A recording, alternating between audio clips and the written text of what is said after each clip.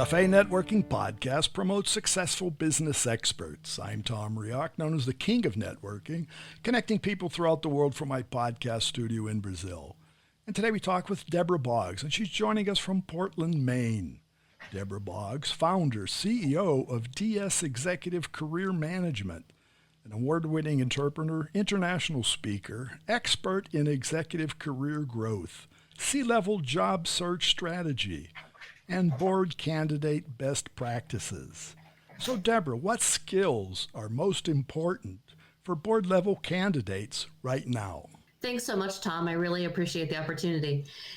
So the candidates that we're typically working with, the C-level candidates who have had a really great executive career, and now they're looking to launch into board work, or they're maybe looking at their encore careers and wanting to string together a few board opportunities.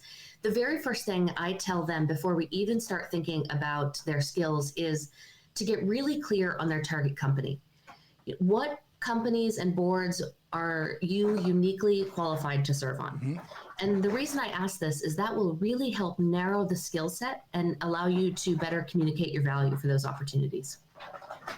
Yeah, because your skills are really coming from all of your previous experience. Exactly. And what I find is, at that level, when you've gotten to the C level, you have a lot of experience and you have a lot of skills. Mm-hmm. You could do a lot of different things.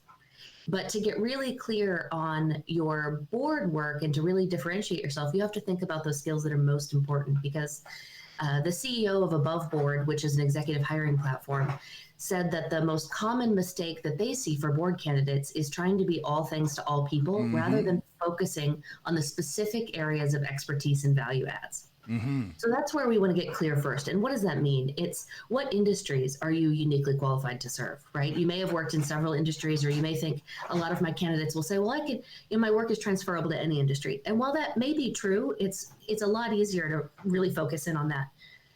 Company type, what is the ownership? Is it public? Is it private? Is it VC or PE backed? Things like that matter in terms of what kind of skills and what people are looking for. And then geography, is it global? Is it US based? Is there international operations? Does that matter to you? And so that's something I always say, it's really easy. It really helps to get really clear on that first. And when you're talking, you mentioned a point that's important, global. We're talking of multi-international, multicultural business environments, talking about diversity. We talk about sustainability. Right. Is it important to show all that? It is, absolutely. So once you're clear on your company, know that the skills that made you an effective leader, maybe, CEO, COO, things like that, mm-hmm. are not necessarily the skills that are going to be most important for your board search, because they're not looking for someone to operate. They're looking for someone to advise and influence at a higher level. So mm-hmm. absolutely. Some of the more important skills right now are, absolutely ESG, sustainability is something that is becoming more and more important every year that we're seeing. Mm-hmm. One skill that is becoming really important across boards, and a lot of boards are looking for at least a base level knowledge across a lot of their board members, is cybersecurity. Mm-hmm. So not only is there a spot for a cybersecurity expert, but they're really looking for some level of cybersecurity acumen from a lot of board members, because it is becoming such an important piece of day-to-day business. The other thing that is becoming more and more important is legal and regulatory expertise. I was talking to an attorney the other day, and we were talking about how there are more opportunities for general counsel on boards than I've seen in a long time. So that's an option as well. And then certainly diversity, equity, and inclusion. Mm-hmm. I always tell my candidates who are most interested in the DEI space that you have to bring something else to the table as well. There's not usually a spot on a board just for a DEI expert. So it's DEI and what are these other things? And something else. And also within everything you said, what I feel sometimes is lacking, and I'm speaking basically my involvement here in Brazil, and we've talked about digital transformation for years now. Yes. But I've also seen that many C-level persons aren't really digitally engaged. Right. So when you mentioned, I think that's important, cybersecurity, if you don't have a digital sense, it's sometimes hard to grasp what we're even talking about in cybersecurity. Right. So getting that digital acumen is so important. And you're right. One of the skills a couple of years ago that we saw is really important is digital transformation. Mm-hmm. having said that, most companies have now gone through their digital transformation, and it's like digital transformation and what, right? It can't be that's the only piece. But the other thing that helps people stand out, depending on their target company, is experience in M&As, IPOs, other company exits, and the global expertise, right? If you're looking at a global company or a company with international operations or a company that's maybe looking to expand internationally, mentioning your global expertise is helpful. And then there's a couple things that everybody needs that are just table stakes, but you do need to include. So P&L ownership, unless you're a general counsel or unless you're the, the audit or the financial guy on the board, right? Then you need some P&L ownership and corporate strategy, your deep functional expertise, your deep industry expertise. Those are things that are going to be table stakes, but you do need to include. So it's the A to Z. It's not just a letter.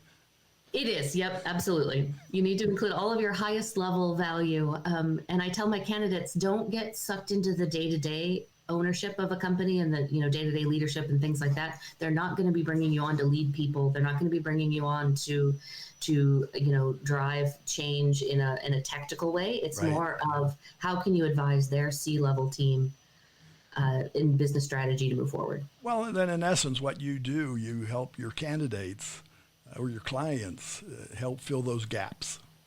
Absolutely. Yep.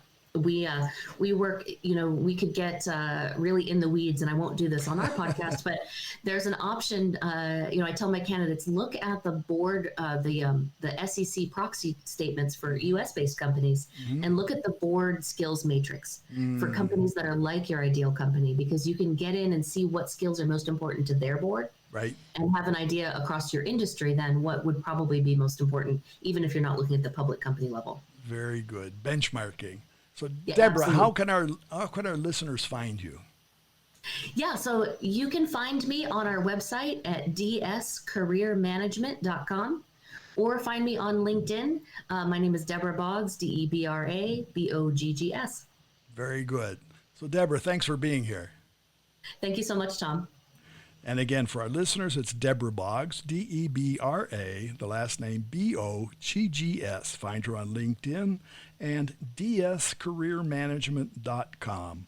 dscareermanagement.com.